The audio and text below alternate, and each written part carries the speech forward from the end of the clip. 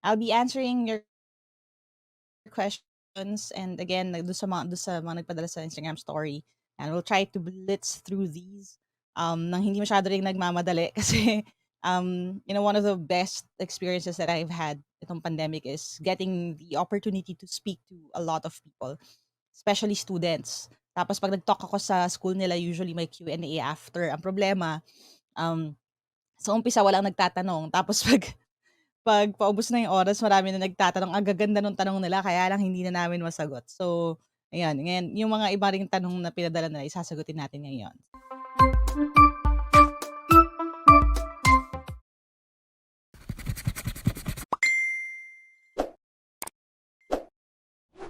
So ito yung question niya, "Hi Coach Lyqa, I have a question.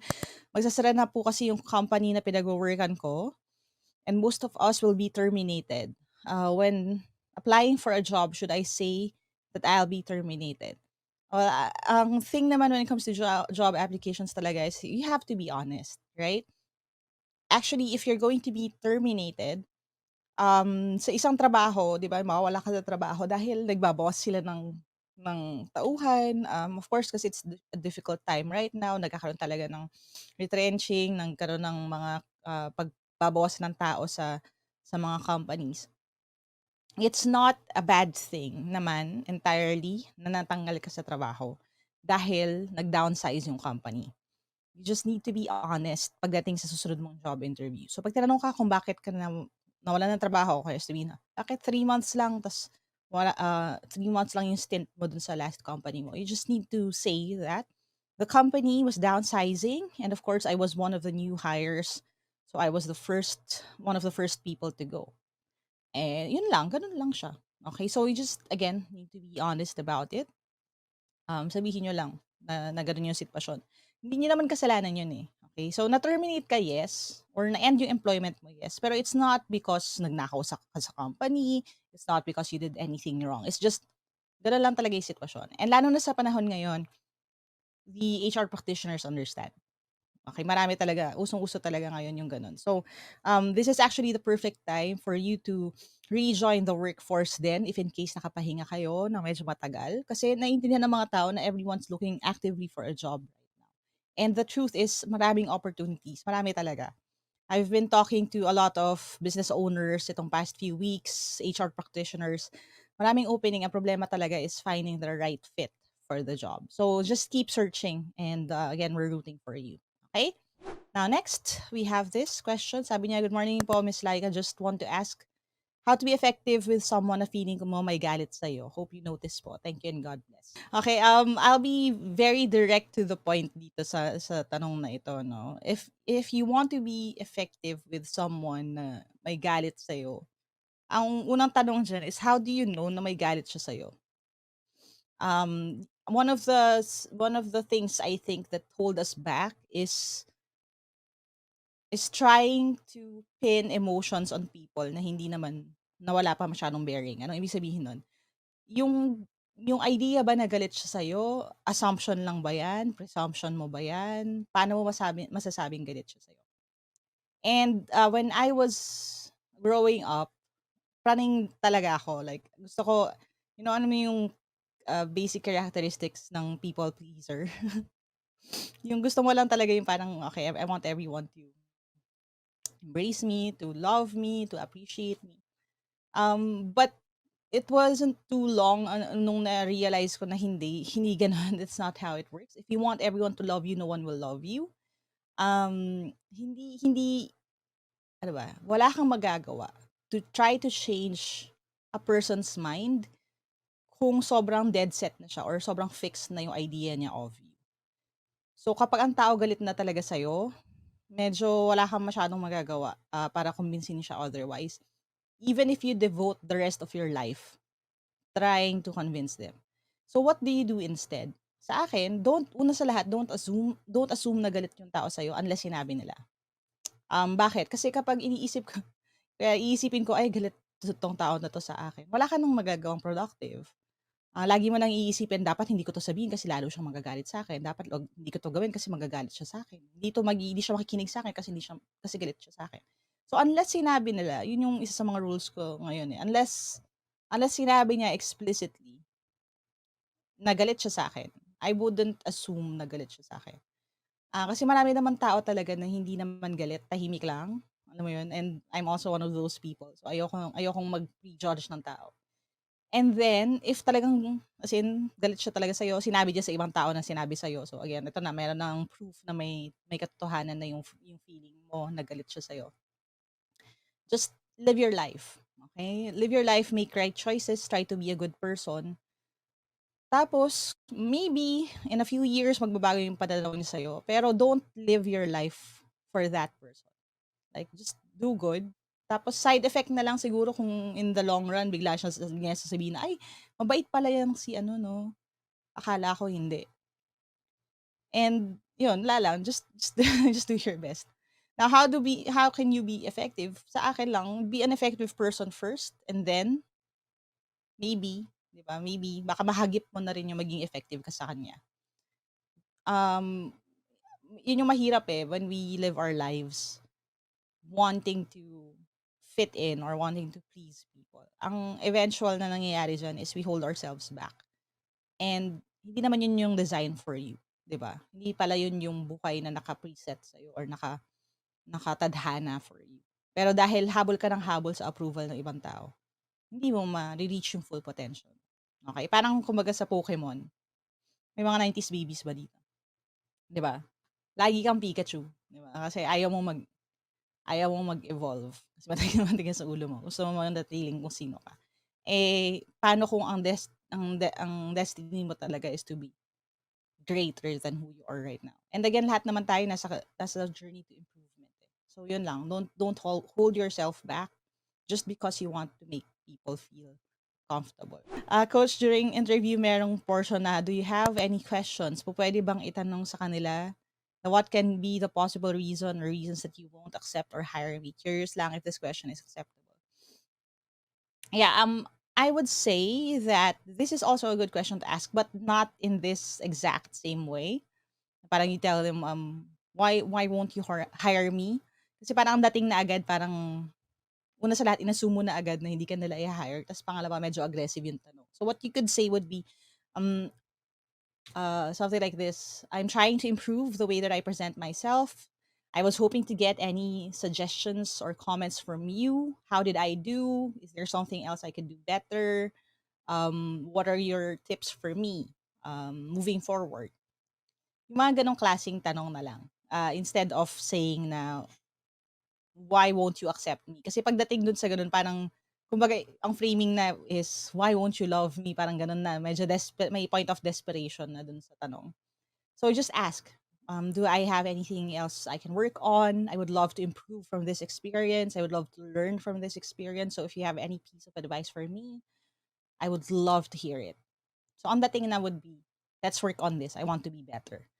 Versus yung, bakit hindi nyo ako pipiliin? Diba? Choose me. Diba? Love me. Diba? Lakas makagrace. Okay, so does that make sense? Next question. We have this. Sabi niya, hi, Coach Like. As a Christian and a mental health advocate, I think this content suggestion is worth to be tackled. Kapag ba psych major ka, it follows already that you should be an atheist. Considering na may tinatawag din tayong spiritual counseling. Okay, ano to, medyo, ano ba, controversial.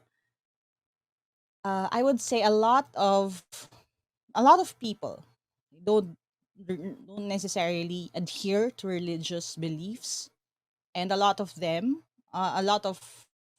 number of counselors or psychologists don't believe in a higher power, diba? They believe in, say natin, humanism, so your ability to better yourself. But that doesn't mean that if you're a Christian or if you believe in God, hindi lang naman pang Christian yan you shouldn't be a counselor or you shouldn't be a mental health advocate. So it doesn't really follow. You know, one of the things na I will never forget is, there was this Reader's Digest article from when I was in high school yata pa yun, or maybe grade school, that they scanned the brains of people who were either meditating or deep in prayer, or practicing yoga. And dun sa brain scans na yon, it showed the areas of the brain that were were the ones that would cause us anxiety or extreme emotions or aggression, kumakalma siya when you pray or meditate or do yoga or breathing exercises. So ano ibig sabihin nun? Merong physiological or merong physical na epekto ang prayer sa atin. Again, regardless of which religious institution you adhere to. No? Na sa totoo lang, if you think about it, hinahabol din ng positive psychology, ng mental health, ng pagdating sa mental wellness, sa breathing exercises. Alam mo yun? People want to get into a meditative state, which you can also achieve through prayer. So it's all about, I guess, the recognition then of certain limitations and how these things can work together to help people in need. Kasi yun naman talaga ang root cause ng counseling eh. You want the other person, your client, to be a better person out of this. And if your client will be helped by prayer, because this is how they calm down, this is how they get into that meditative state, bakit naman hindi? 'Di ba? Yun yung thing ko. Ang problema kasi I think in the world right now is extremism. Parang yun nga, kapag Christian ka, hindi ka na pwedeng maging mahusay na psychologist kasi dapat atheist ka. In many ways, extremism din yun eh. Tapos sa flip side din, hindi ka pwedeng maging effective na counselor kung hindi ka Christian, di ba? Or hindi ka religious. Extreme din yun. So nasa dulo-dulo kayo. When in fact, both of those things can work together. So it's all about respect. Yun yung pananaw ko doon. And I'm just grateful na I have agnostic and atheist friends who agree with me. But yeah, hindi lahat ganun. Like especially for people who were driven to that belief because of pain, because of systemic church abuse. It's harder for them to say that religion is going to be helpful kasi sinaktan sila ng religion eh. So we have to be extra gracious then to certain people like that. Okay? So again, yun yung irony of things eh, na people are so different yet we are made to coexist in this world na magkakasama tayo. And the best thing we could do is to work together despite yung differences natin. Okay? So I hope that answers it. And if troubled ka dito, just don't consume their content and find other Christian counselors to hang out with and converse with. Yun yung thing. Medyo scary lang kasi I guess for people who don't have a solid foundation sa theology. Every time someone says something about religion, sometimes you get easily offended. So ayaw natin na ganun. We want to move past that and really know our beliefs and which ones are ours, which ones were inherited, which ones we can do away with. So yun, it's going to be a journey for you. Okay? Hi, Coach Lyqa. Paano mo masasabi na Nako, this is not a good question. Pero really wanted to answer this kasi this was sent in by a kid to me. Kushai, paano mo masasabi na isang tao is abnormal? Kasi I always hear and lagi daw siya nasabi sa kanya because of the way na nagsasalita siya and the way na nagbe-behave siya. Yan. I was bullied a lot because of the term abnormal or may kulang sa pag-iisip. How do you deal with people who always say that? Okay. So, yeah, I really wanted to address this question then kasi I think we can do this as a society. So, lahat tayo may ambag dito. If we can unlearn the word abnormal, that would be really great. Even the word abnormal kasi maraming mga misunderstanding pagdating dyan eh. The word abnormal does not mean hindi normal. AB, the prefix AB, is about moving, parang nalihis lang, moving at to a certain or a little different, parang na-skew, natabingi lang from normal. So it's not unnormal, hindi as in hindi ka normal, it's a deviation, nalihis ng kaunti. So even that definition, di ba, it changes the way that we think about things. But the truth is, again, minsan nga hindi lang sa mga taong binubuli, minsan kahit sa kaibigan tinatawag pa ring abnormal, di ba? So I think we have to, as a society, choose not to say these words anymore kasi alam naman natin na hindi siya helpful, alam natin na, na hurtful siya sa ibang tao. And then kung tayo yung nasasabihan, at the end of the day, you just really need to develop a thicker skin pagdating sa ganito. Of course, nandiyan yung mga avenues, no, na kung kunyari sa school to nangyari, bullying siya. Sumbong mo, gawa tayo ng case against them. Talagang you really need to ask for help pagdating dito. And hopefully, the people in power will listen to you. But if hindi, you just need to focus on getting better for yourself and just not being so ano ba, focused on that tapos nagre-react ka out of anger. That's the thing, I'm ang one of the most underrated skills din in life is sifting through things that are helpful and not. Ano ibig sabihin nun, 'di ba? Tinawag ka like this, tinawag ka ng ganito. Tas, is it helpful to me? Hindi. So I need to throw this away. And then kung ano man yung naging helpful sa akin, ano yung lesson dun? Yun na lang yung kukunin ko. Tas yun. Yun na lang yung gagamitin ko sa life ko. So you really need to have that certain level ng protection for yourself. Yeah, but yun, kung pwede ko lang pagalitan lahat ng gumagawa nito, I would. In fact, sobrang ano yan sa akin, sobrang red flag nun. Yeah, if you do that, like if you use the word abnormal or retarded or any of those derogatory terms, yung may tililing, ganon. Promise you will never see me again. Kung kunwari sa professional setting. As in, I've walked away from partnerships because of that. Nakwento ko yata to dun sa latest video sa YouTube, how to deal with, what are your deal breakers? As in, I was in a meeting with people na who were part of an organization that I really wanted to help and support as well. Tapos nung closed door meeting na, nagbubuguyan sila, alam niyo yun, yung mga boys, yung nag-aasaran, yung, in English tawag nila doon locker room talk eh. Yung parang feeling nila comfortable sila. So they were using slurs and derogatory remarks. Tapos sabi ko talaga, okay, this organization is claiming to be a Christian, pero ganito sila kapag nasa meeting, okay, I'm walking away. So hindi na ako nag-partner with them. Kasi hindi tama yung naggamitin yung mga terms na yan. And people should know better. So yun. Just things to think about. Okay? Kaya talaga, video advice naman po sa mga bumagsak this online class. Um, ano ba?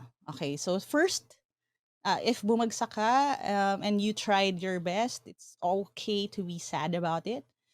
Next, if you bumagsak ka because you didn't try your best, it's okay to be sad about it as well.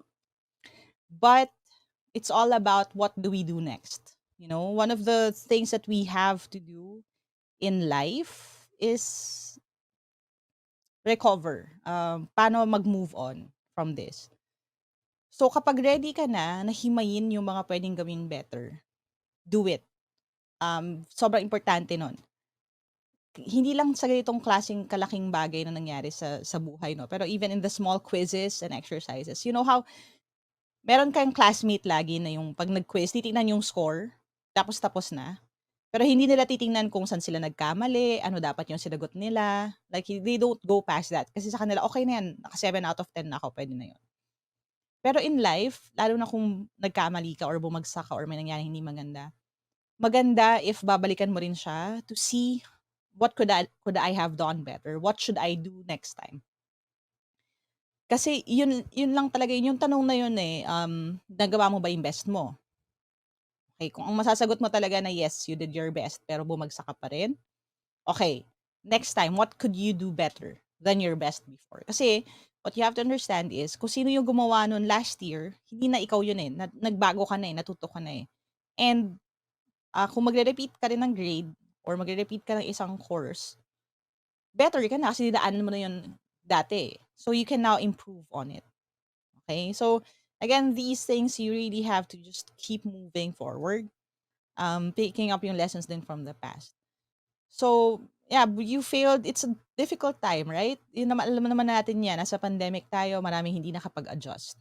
Pero if in your heart you know na nagkulang ka, I could have spent more time studying, I could have submitted my modules on time, I could have prepared for my quizzes better kesa kesa naglaro ako or nag-TikTok ako or iba yung ginawa ko.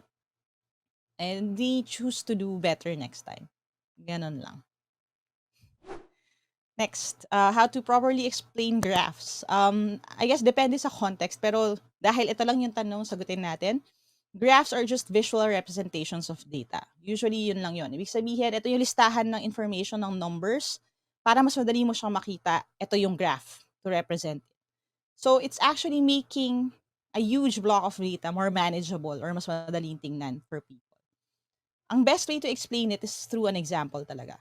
Like, ito yung listahan ng data, ito yung graph, ganito itsura niya kapag pie graph siya, ganito itsura niya kapag line graph siya, kapag bar graph siya, ganito itsura niya. So, it's better to see. And then yun, just go from there. Um, ano ba? The way we teach kadalasan kasi is just, i-define lang natin yung terms, di ba? Graphs are visual representations of data. This is a line graph. But if we really involve them in forming the graph, or ito yung itsura niyan, yun yung mas, I guess, mas effective way to teach it. To show kids na hindi mo lang siya i-memorize, but to show them that may equivalence yun. And this is actually an easier way to deal with the information. Yeah. And by the way, we have a full series on graphs na rin on YouTube. So if you want to go and check it out, nasa Team Lyqa YouTube channel yun. Next, paano po ma-boost yung memory bukod sa pagtulog ng maaga? Okay, ang memory kasi is quite tricky kasi multiple processes yan. You have yung input ng data, tapos your storage ng data, and then your retrieval ng data. The idea, okay, this is one of the theories when it comes to memories, is that we actually have an unlimited amount of storage. Okay, storage pagdating sa data. Ang problema natin kaya minsan may nakakalimot or hindi naiintindihan yung mga bagay or hindi matandaan. Ang problema is in the retrieval of information. Ibig sabihin, hindi natin ma-recall ano nga ba yung salita na yun? Ano nga ba yung ibig sabihin nito? Hindi natin siya matandaan kasi mabagal sa recall. Now, anong gagawin natin pag ganun? The idea is you form pathways to the memories. So, ibig sabihin, mas dalasan mo yung recall para mas madali mo siyang matandaan. Randomly i-quiz mo yung sarili mo throughout the day. Magkaroon ka ng mga conversations with yourself na ano nga ba yung pinag-usapan namin kanina? Isa-summarize ko nga. So, yung recall na yon kahit na hindi siya pure or hindi siya buo, pwede mo i-check yung libro mo, ano nga uli yung term na yon, sino nga uli yun, anong pangalan niya. Those can help you in the long run pagdating sa pag-retrieve ng information in the future. Okay? So, ang problema dito is this, no? Dahil growing up, ang idea natin, ang assessment kasi, di ba, lalo na sa Pilipinas, medyo nakakatakot. Yung parang, pag nag-quiz ka, tapos mababa ka, papaluin ka, or mapapagalitan ka, di ba? Parang ganun. Parang takot na takot tayo mag-quiz, takot na takot tayong magkaroon ng seat work, magkaroon ng assessment. When in fact, ang assessment should help us, kasi yun naman ang design niya, should help us recall things. Eh natatakot tayo kasi pinaparusa yung quiz, di ba? Parang pag maingay ka sa klase, may quiz, gano'n. So meron ng negative association sa quiz. Pag tayo-tayo na, ayaw na natin nagko-quiz. Samantalang kung nag-quiz ka or gumawa ka ng sarili mong quiz bago yung actual quiz, that is actually one of the best ways for you to remember things. So i-drill niyo yung sarili niyo, i-quiz niyo yung sarili niyo, i-summarize mo yung lecture by yourself kahit na wala kang kausap.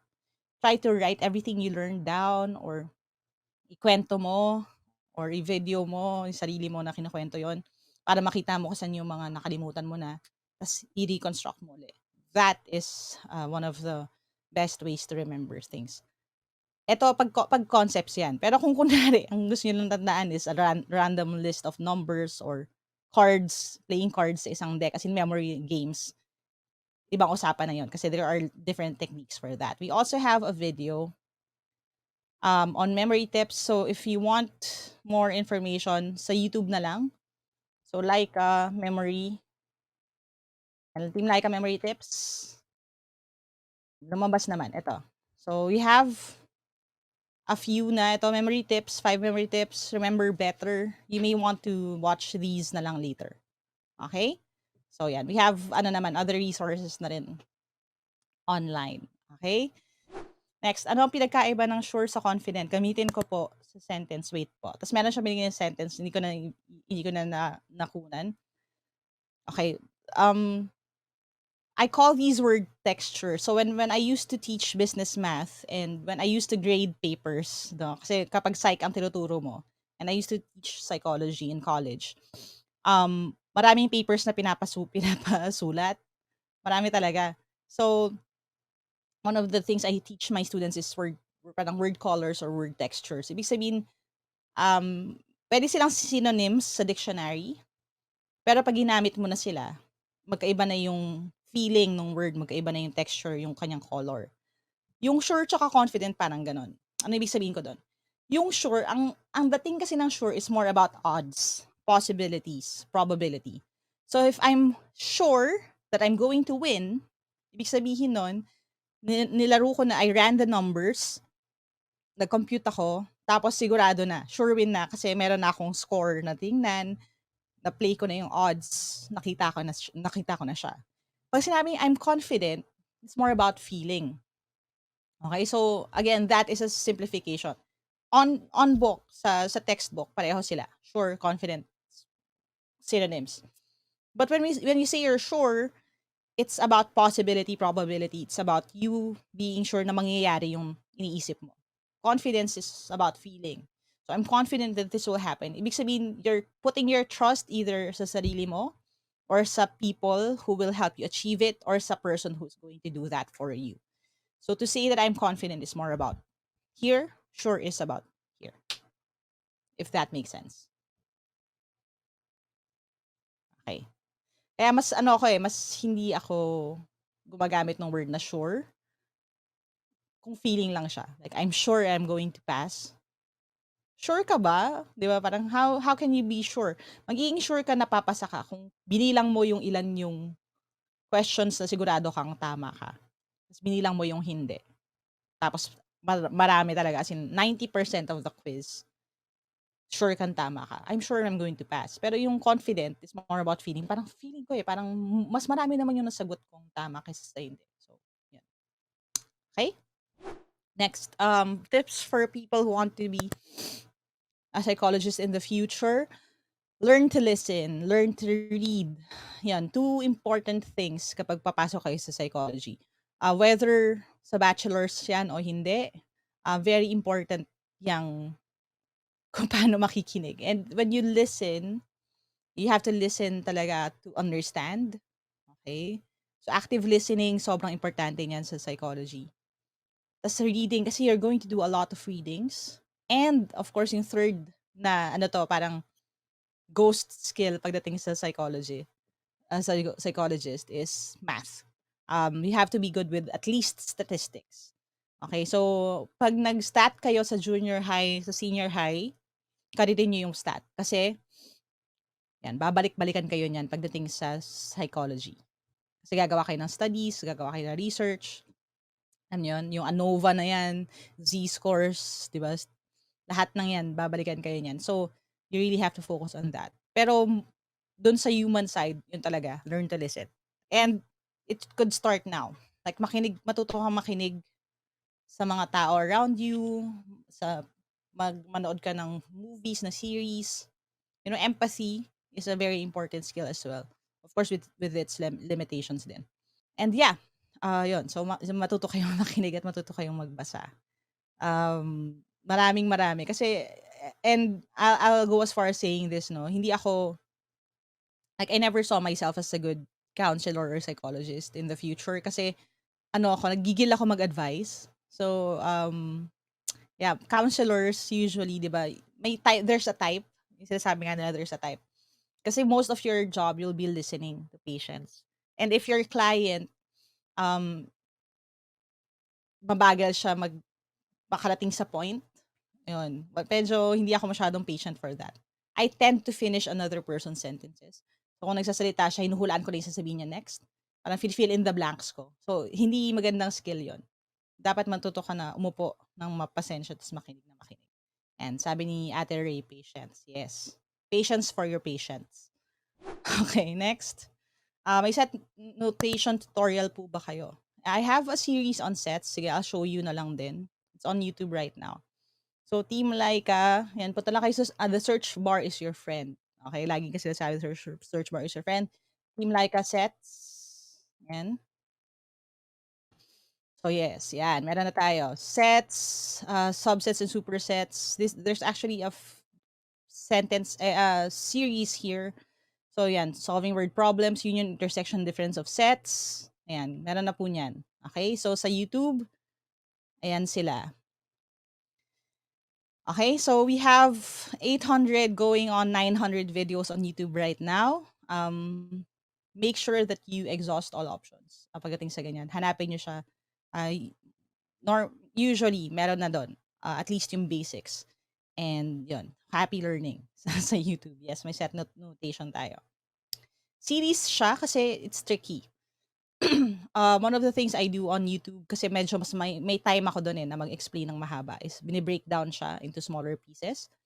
So, kung tuloy yung sets, in-explain muna natin kung ano yung sets, equivalent sets, tas equal sets, tapos superset, subsets, nakahiwalay, tas union, intersection, nakahiwalay din siya. Tas may mga quizzes yan sa loob. Okay? Next. Next question tayo. So,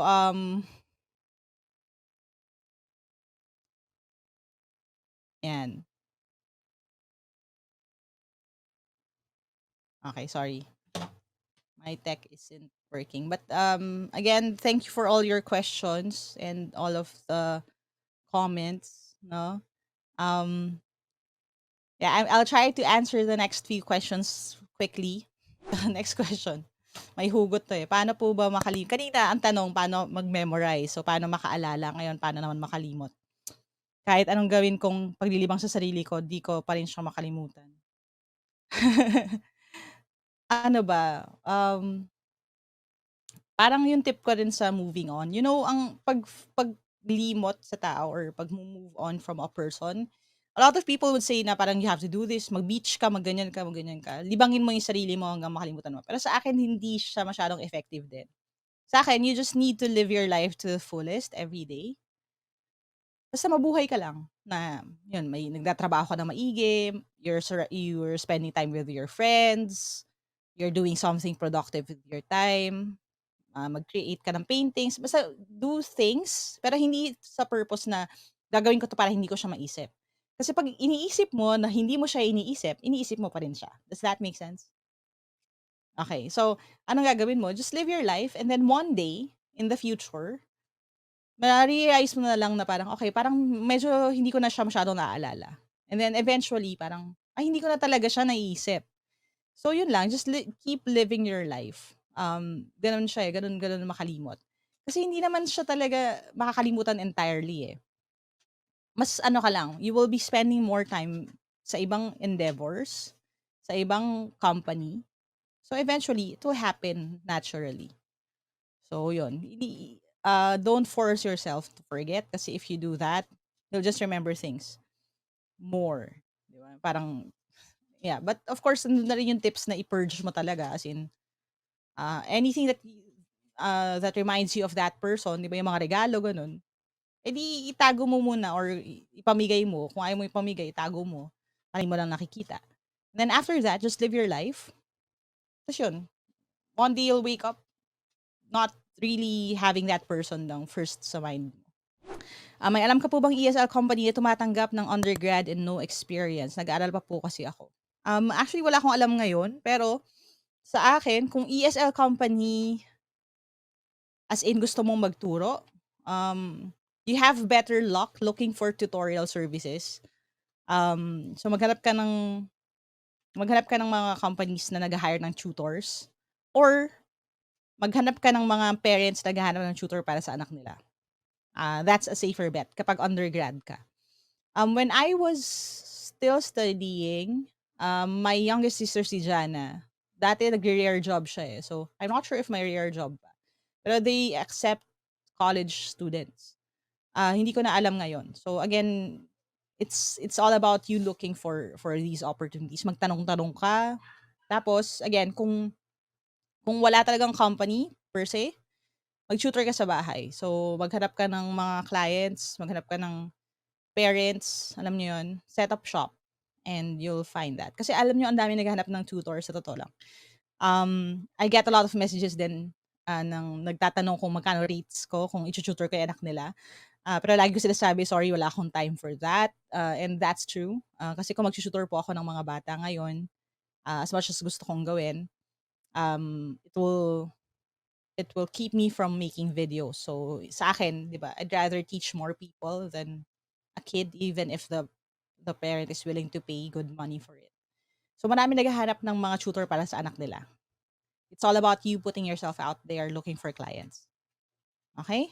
Next, what or who keeps you going? I guess the quick answer to that would be you guys. Yeah, you keep me going. Sa totoo lang. Even if I feel bad like today, or if I feel like I I should just stop and quit. Kasi tempting din sometimes.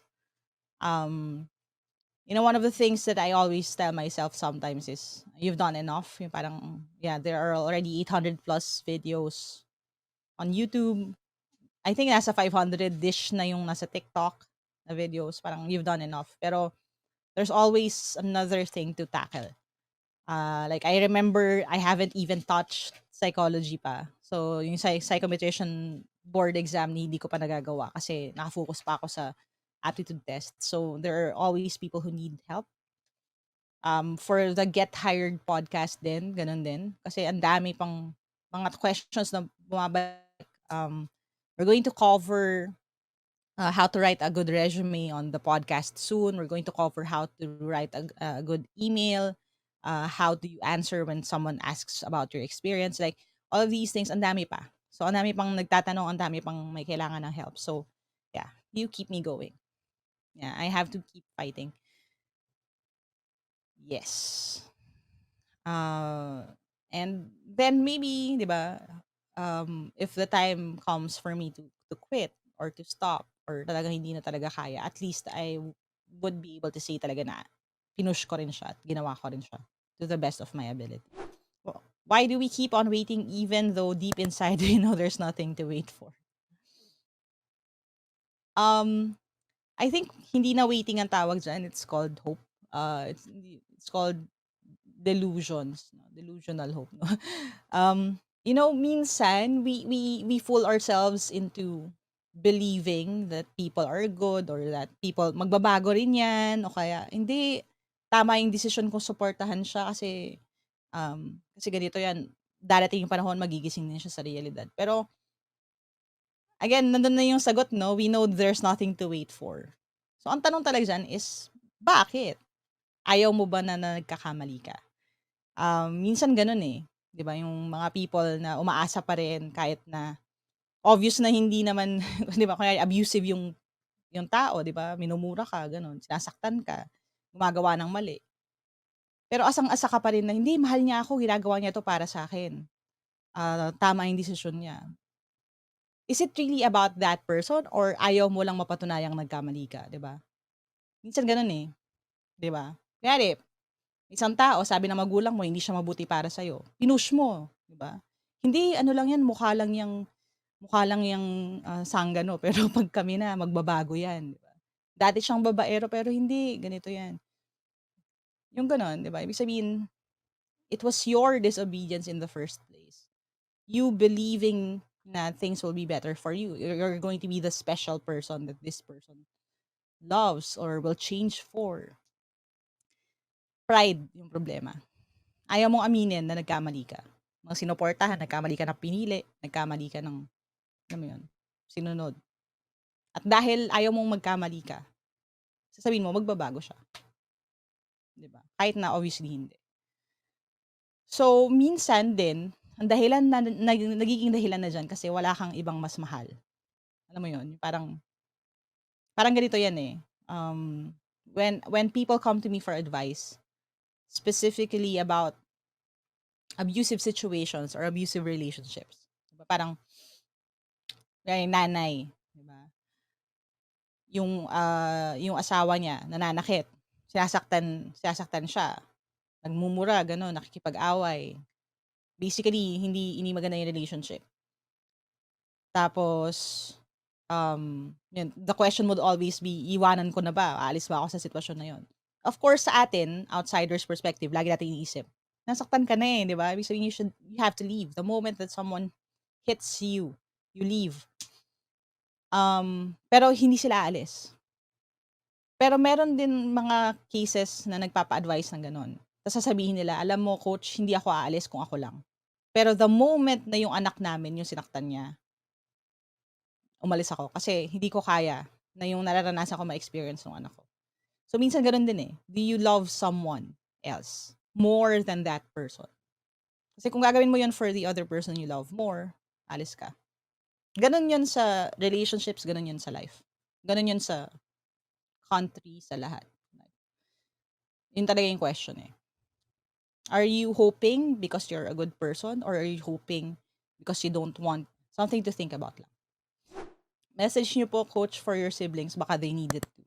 I doubt kung nanonood yung mga kapatid ko kasi yung isa nasa trabaho yan. Si Coach Chubby, hindi ko alam baka tulog pa.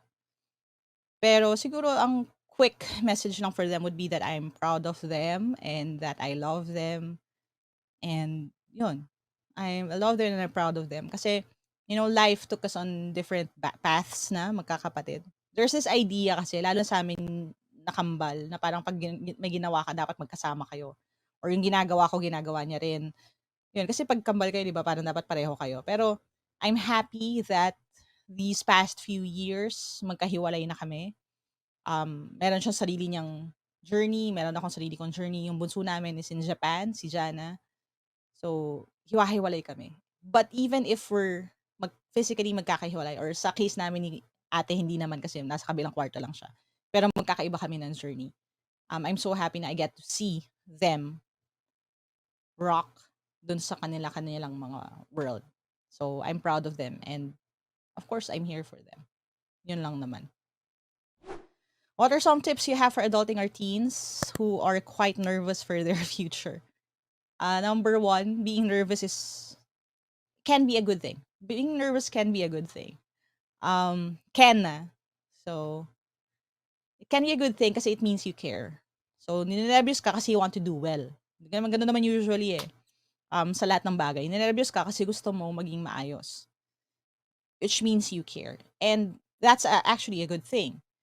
Ang problema na niyan is, if masyado ka ng ninenervyos that you can't do good, na-overwhelm ka na ng anxiety mo. So, you have to learn to manage that. Aling klaseng nervyos ang nakakatulong sa akin at kailan siya tumatawid dun sa hindi na siya nakakatulong sa akin. And then after that, you can step back. Kasi at the end of the day, isa sa pinaka-importanting bagay na kailangan nating matutunan is, alam mo yun, knowing that you won't know things. Being comfortable with not knowing.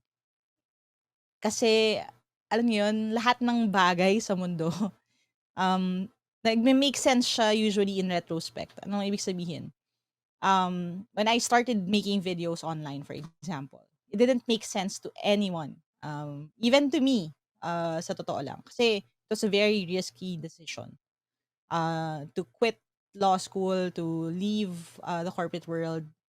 Tapos, at that time, wala namang YouTube AdSense. So, ano yung point? Diba? Parang ganun. So, there was such a big risk for me to do this. Hindi pa legitimate career yung content creator at that time eh. And if you followed along sa journey, so alam ko sila Ate Ann dito, no? Wala namang brand deals usually for educational content creators before. Wala masyadong opportunities. So it didn't make sense. And I was always afraid. Okay?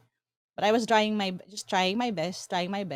And, you know, ngayon, kahit papaano, things started clicking into place. Like we have this partnership with Knowledge Channel, with Kumu, and everything else, all the opportunities. Kasi, perfect storm siya.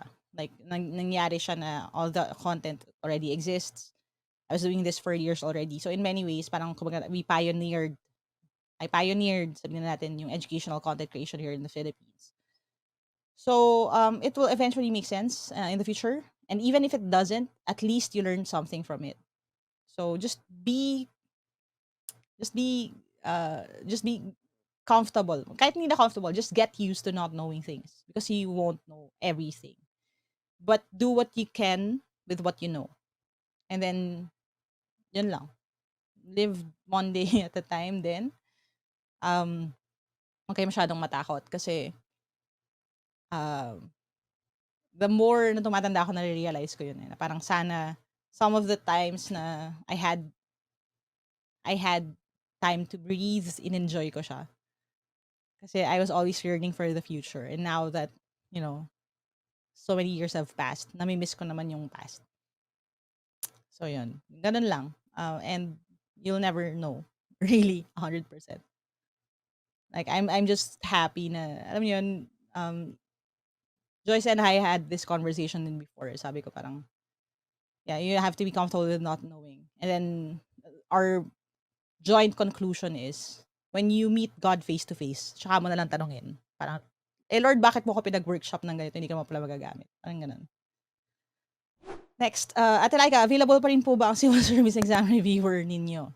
Yes, but, may yes, but yun. Kasi wala tayong stocks ngayon. Pero, magpapa-reprint na tayo. So, you can order, and I think magbubukas ng pre-order next. Ang problema kasi namin is walang warehouse. So yeah, mag-order tayo ng printing ng box kasi ubos na. But naghahanap din kami ng kung saan siya ilalagay.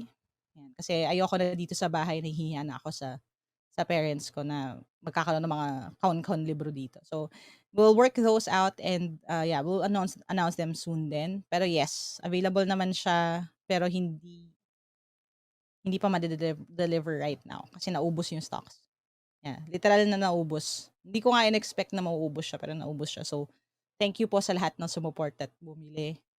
Salamat sa pag-recommend yung mga passers natin na number one sales associates ng Team Lyqa. By the way, wala tayong reselling program, wala tayong sales program, walang incentive. Lahat po ng mga kakilala ninyo na nagsasabi na, bumili kayo ng reviewer. Hindi ko po sila binabayaran. Ginagawa lang talaga nila yon kasi, pumasa sila eh, so they believe in the product. So I really appreciate all of you who do that. Next, who do you think? Ito na. Meron din tanong kanina sa chat box. Ano daw ang tingin ko sa Miss Universe? Gave the best answer in top 5 of Miss Universe 2020 yesterday. Ano ba? Maganda rin yung sagot ni India, kaya lang medyo nag-buckle siya. Naintindihan ko yun kasi high risk yung question na yun. So again, anyone who said na hindi political yung Miss Universe should revisit the questions yesterday kasi all of them were very political questions. Even climate change is a political conversation. No? Kasi if you think about it, multiple countries ang involved dyan and multiple legislations. So who do I think gave the best answer? Siguro, I think Peru did a good job as well. Pero all of them did a great job. Siguro sasabihin ko na lang yesterday wala kasing tapon. Yung term, 'di ba? Parang all of them did great. So, na yan, preference na lang talaga yan. Safe pa rin may sagot ko. Pero I was like most of you guys, I really thought Peru was going to win. But, maganda rin naman yung sagot ni Mexico. So, yan. Next, how can we overwhelm fear in public speaking? You don't overwhelm the fear in public speaking. You try not to be overwhelmed by fear in public speaking. Does that make sense? Yeah, just you'll always be afraid, but do it pa rin kahit natatakot ka. Yun lang yun. Yeah, we have to do that. Kasi gusto nating maging maayos eh. Gusto nating to do great. So matatakot ka pa rin. But you just need to push on, push forward. Talagang gawin mo pa rin kahit natatakot ka. Ganun lang. Tapos eventually, lalo na if yung talk na yun is something you've given for multiple times na, magiging mas at ease ka na. So, hindi ka na natatakot na hindi matawa yung tao kasi sa joke mo, kasi na-joke mo na yun before, may mga tumawa naman. So, yun lang naman yung pagkakaiba. Next, being chaotic, neutral isn't good. Okay, so lagyan natin ng context tong tanong na to, no? Kasi baka yung iba hindi nagdo-Dungeons and Dragons. Um, so, ang ano po 'to, it's a conversation about alignment, pagdating sa D&D or role-playing games. But I think kasi napag-usapan 'to sa mga TikTok videos kaya bigla na siyang nagkaroon ng rebranding 'no. Pero being chaotic neutral isn't good? Question mark. So hindi daw ba magandang maging chaotic neutral? Sa sagot ko diyan would be, there's a reason why my good why kasi sa alignment, sorry ha, I'll go into detail sa this is geek speak. Kaya nga merong good at merong neutral at merong evil. Kasi nga chaotic neutral isn't good. Chaotic neutral is good for you. Okay, ang idea kasi ng chaotic neutral na temperament or type is that this person is out for themselves. Yun yung pinaka-simpleng pwede kong i-define. Pag chaotic neutral ka, hindi ka for good, hindi ka for evil. Neutral ka nga eh. Tapos, the thing with being chaotic pa at that is, hindi ka rin lawful. Diba? Hindi ka rin rule breaker, hindi ka rin rebel. Wala lang, depende. Depende sa sitwasyon. So, you're out for yourself. So, it may be good for you, but it's not necessarily good for others. Pag chaotic neutral ka, medyo may pagka-rogue, alam niyo yun? Mercenary, kung sino yung magbabayad sa'yo ng mataas, dun ka. Kasi at the end of the day, you can justify anything. All of your actions, being good, kung chaotic neutral ka. Kasi it's good for you.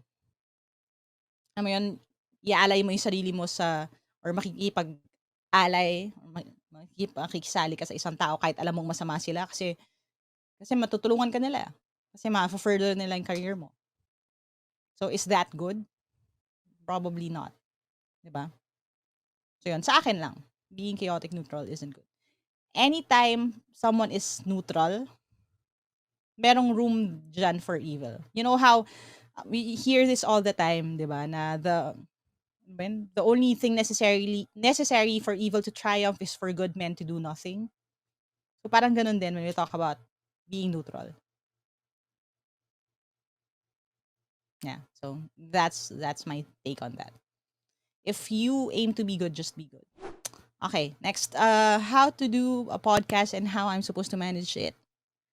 Okay, we have a podcasting 101 seminar. I'll see if I can do a video version or batch 2 na lang of podcasting 101. But when you do a podcast, actually, it's very easy. Kahit with your phone, you can use your phone. What I use is the Anchor app. So type nyo lang Anchor. Lalabas naman din siya agad. You can record using your phone. Meron silang built-in na music. Pwede mo na siya automatic ma-link sa Spotify. So yun, you just use the Anchor app. Maraming tutorials din yan sa YouTube. You can learn how to do that. But more important than how you do it is why are you doing it? So doon na papasok yung title, yung producing nung show. Kasi pag sa podcasting naman, if you want to at least get to a certain level of professionalism sa podcast, dapat may pre-planning na konti.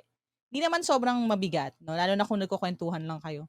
Pero you at least have to think about your title, your thumbnail, your topics, di ba? Your episode title or topic. Kung ilang episode yon. May co-host ka ba? Pagdidesisyonan mo yan. Anong pag-uusapan? Anong format ng show? Is it going to be just start na agad ng conversation or meron kang pa-quiz, meron ka bang word of the day, meron yung mga ganun. Like, you have to think about these things. Kasi it's still a show that you're going to produce if you want to do it at a certain level. For example, sa akin, I have two podcasts, yung Get Hired podcast tsaka yung Trying Hard podcast. Magkaiba rin siya. Yung Get Hired podcast is topical. Ibig sabihin, ano yung sagot sa tell me something about yourself. Sa rate yourself from 1 to 10. What are your strengths and weaknesses? So, very, capsule siya. So, sakto na siya. Yun lang yung topic niya. Yung Trying Hard podcast, may mga topics siya. Pero it's a longer conversation, mas malalim, mas personal. So, ibang-iba yung tone nung Get Hired podcast sa Trying Hard podcast. Pareho silang nagpapayo, pero corporate yung Get Hired. Standalone. Yung Trying Hard, minsan may series. Katulad nun, katatapos lang namin nung Trying Hard to Be Me. So, trying hard to know yourself, to understand yourself, and then to be yourself or to be a better version of yourself. 3 episode yon na hiwa-hiwalay. Kasi naka-outline siya. So, yun, things to think about lang. Pero ang unang tanong kasi diyan is, what is something that you can talk about for a long, long time? 'Di ba? Kasi kung kunwari gagawa ka ng podcast about plants, gaano ka ka-passionate, sa plants at gaano karami yung alam mo rin about plants and gaano karami yung friends mo that you can invite to talk about plants bago ka maubusan, bago ka maubusan ng topic. Kasi ayaw natin maubusan ng topic, 'di ba? 'Yun. So you can, kung ayaw mo maubusan, lifestyle type na ano lang, kwento ka lang about yourself. Kasi 'yun, everyday ng buhay mo may bagong nangyayari. So, that could be a good way to go. So, pinag-iisipan din siya ng maigi. Good morning, coach. Paano po rediscover ang sarili at nawala ng motivation? I guess the answer is there as well, rediscover. So, ibig sabihin, you will go through the entire process again. You know, we are always in a state of reinvention ng sarili natin. Kung sino tayo ngayon is vastly different sa kung sino tayo 5 years ago, right? Kung parehong-pareho ka pa rin, medyo may something off dun, 'no? Kasi bakit? Ibig sabihin you resisted change. Kasi ang natural na nangyayari sa atin lahat is we change. Every person we meet, may nakukuha tayo sa kanila, may naibibigay tayo sa kanila. So, lagi talaga tayong nasa state ng pagbabago. So, how do you rediscover yourself? Do the entire exercise again. What are the things that are important to me? Ano yung values ko? Ano yung gusto kong mangyari? Meron kang, kung dati meron kang 5-year plan, tapos hindi nangyari, gawa ka uli. 'Di ba? And then, gawa ka uli ng bago mong set ng dreams, goals, plans, steps, okay, or tasks. All of these things I'm talking about, meron din siya dun sa Sunday Motivation series natin sa YouTube or sa podcast. You can visit those na lang. But go through that exercise again. And then find a new motivation. But again, motivation is overrated. So just do what's right. Whether you feel like it or not, whether you're rewarded for it or not, just keep choosing to do what's right. Ganun na lang. That's all you can do for ourselves, for our society, and for the future generations. Next, ano po possible na lalabas pag nag-exam professional civil service? I've answered this question so many times. If you want a full video, I'll show you. Type nyo lang sa chat box, sa search bar ng YouTube, Team Lyqa, Civil Service yan. Civil Service Review, enter. This is one of the first videos dito sa playlist na ito. So, kompleto na to ha. Ayan. Can you take the civil service exam? Everything you need to take the civil service exam. Civil service exam coverage. So, ito yata yung hinahanap mo. Civil service exam coverage, what you need to study. Ayan. Explanation, paano gamitin yung reviewers, anong kailangan dalhin sa exam, at iba pa. Okay? So, yan. Pwede nyo hanapin dyan. Okay? So, ang posibleng lalabas sa civil service exam, sure ka dyan, may math, sure ka na may English. Kung professional, sure ka na may logic, tsaka general information. So, naka-breakdown na doon, hindi ko na gagawin ngayon kasi pwede nyo na mapanoorin mamaya. Okay? Hanapin nyo na lang sa YouTube. Next, paano gumawa ng motivation para sa mga students? First step, Richard, is to remember kung sino ka nung estudyante ka pa. Yun yung sasabihin ko. Kasi, I've had, again, the opportunity to speak to so many students. And what I would say would be they enjoy and they learn from the talks because they were written by someone who was not speaking at them. Alam niyo yun? Yung parang, hindi ko sila pinapagalitan. Na parang, makinig kayo sa akin kasi ate niyo ako, kasi alam ko yung nangyayari. Kung medyo condescending yung tone natin na parang, basta ganito, sumunod na lang kayo, hindi na siya masyadong effective. So, kung gusto mo gawa ng motivation for your students or to speak to students, balikan mo kung sino ka dati. Kung paano ka nung estudyante ka. What are the tips na you would have appreciated kung may nagsabi sa'yo? And then those are the things that you could say to the kids.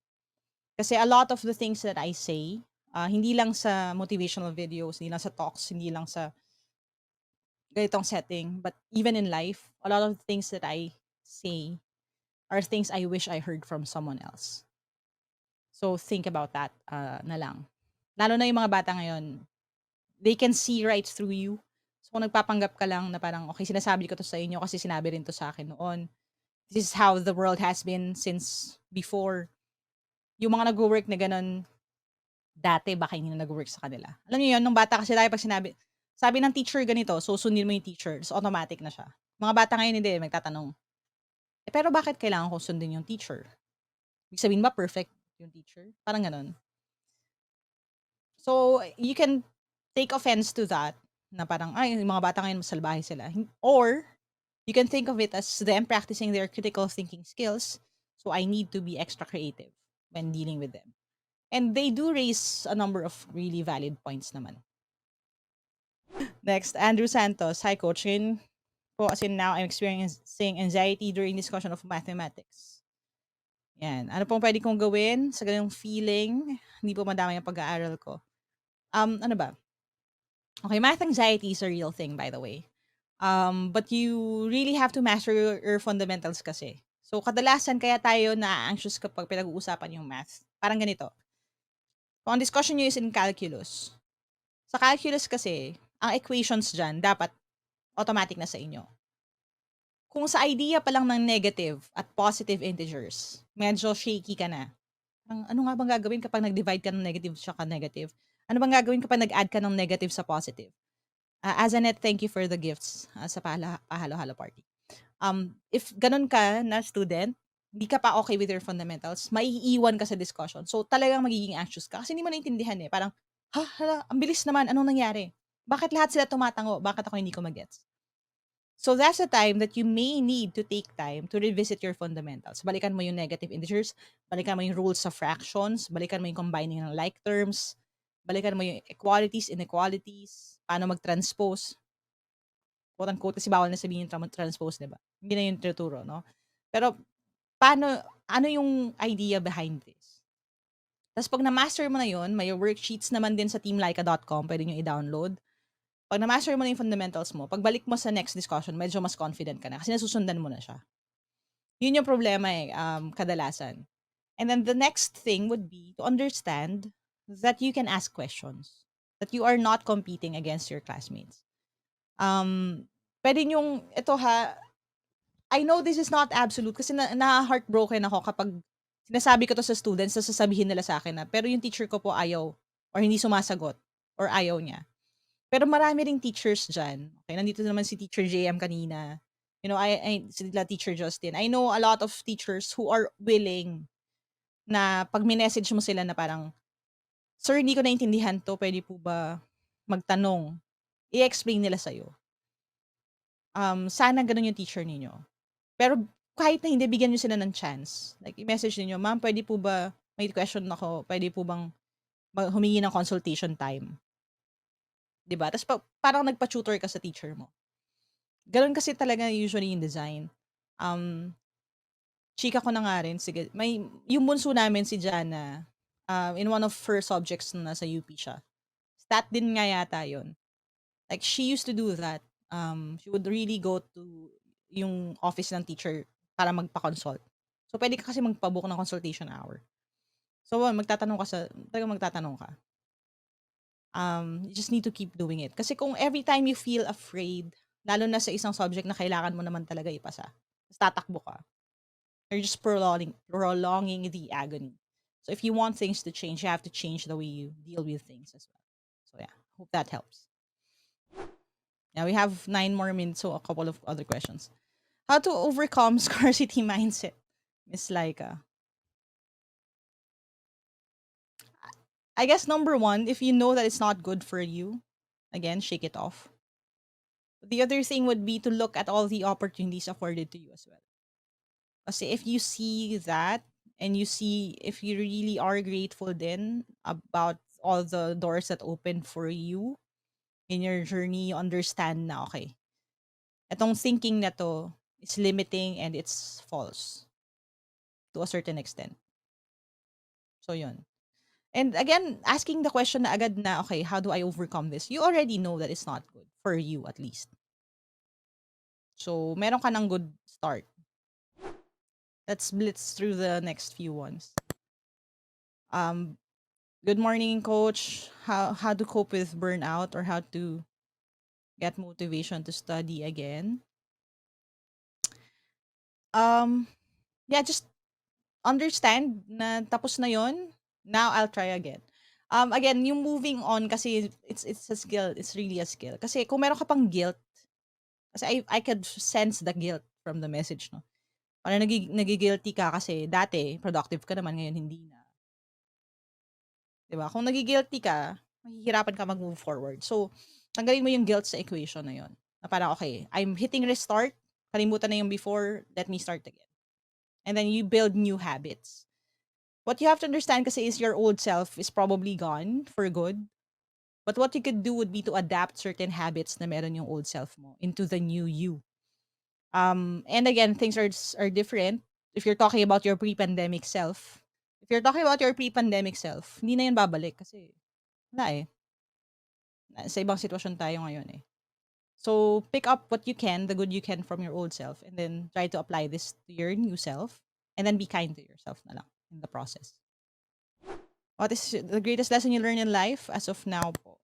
Pag greatest kasi, parang dami kasi, kaya ang hirap sabihin ng greatest. Pero, siguro one of the things na medyo nag-really surface these days is that I cannot, and I'm not, and I will never be the solution to other people's problems. Weakness ko yun, meron akong may pagka-messianic complex or superhero mentality. I don't know, pero lahat naman kami, sa totoo lang yun na struggle namin dito sa household. Parang sanay ako na, okay, I need to help people, I need to do this, I want to live my life for other people. Lagi siyang ganun. Um, but all of my biggest heartaches come from that as well. You know, you try to be good to people, to be kind, to give people advice, and still people would, disappoint you, hurt you. Doon nanggagaling yung disappointments, yung frustrations. Doon din nanggagaling yung disappointment ko sa sarili ko. Kasi nga again, I will never be that person naman in the first place. Hindi naman akong solusyon sa problema ng mga tao, 'di ba? I've made so many videos teaching people things. Marami akong, 'di ba, yun nga, may review program, may reviewers. Pero hindi naman lahat papasa pa rin eh. Alam niyo yun? Hindi ako yung solusyon sa problema ng lahat. I can do my best and I am trying my best. But things will still suck. Parang things hindi pa rin sure na mag-work out yung mga bagay. So, ang ibig sabihin nun, I need to be kinder to myself as well. Like, you're already trying your best. Okay na yan. Parang nga. Paano po ba matutulungan ang mga bata na malas bored sa bahay dahil ang tagal na nagstay sa bahay? I would really encourage you to structure play pagdating sa bahay. So, get them engaged in hobbies. Try to get them to learn music. You know, I'm really grateful sa parents ko rin kahit papaano kasi they did support us sa mga workshop, yun, theater workshop, dance workshop, voice workshop. Yan, nabubuking na ako na nag-workshop po ako when I was younger. So, may mga natutunan kaming skills. Like, all of us, marunong naman kami basic piano, basic guitar. So, present options to them for upskilling. Bilan yun ng art materials, di ba? Clay, sculpting. Ngayon nga, madali na kasi sa YouTube lahat pwede mo na matutunan eh. So, get them to explore new hobbies. Kasi, pag ganon, if they do things with their hands, if na-explore na yung creativity nila, they would be less bored. You know, we were made to make. So, may magki-click dyan. Tapos, eventually, kukulangan pa sila ng time. Get them enrolled sa coding classes, alam niyo yun. Yun, productive na play. And, get them to be bored. Masarap din maging bored paminsan-minsan. Paano po gumaling sa public speaking? We will have a session with Sir Marvin Olias in a video soon. I'm not sure if we're going to be able to release this weekend or next weekend. Abangan nyo yan. May video tayo sa YouTube. Paano gumaling sa public speaking from a real life public speaker and public speaking coach and UP prof. So, abangan nyo yan soon. At kung gusto nyo na ng simpleng tips, hanapin nyo siya sa TikTok. So, Marvin, Olaes, on TikTok. Okay? How to pass an interview? Go ahead and check out the Get Hired podcast, the Get Hired playlist on YouTube. And if this is a college interview, meron din tayong video on college interview tips sa YouTube. So, hanapin nyo na lang yon. Marami naman ng nakapasa using those. Okay? Alright, so thank you for watching till the end of this video. If you want to learn more, if you want to watch the other videos I'm going to be making, don't forget to hit subscribe and hit that bell icon. Turn your notifications for all the updates that we have. Again, marami pa tayong pwedeng pag-usapan soon. And thank you for joining the team. I know this community has been kind to me for the past 6 years now.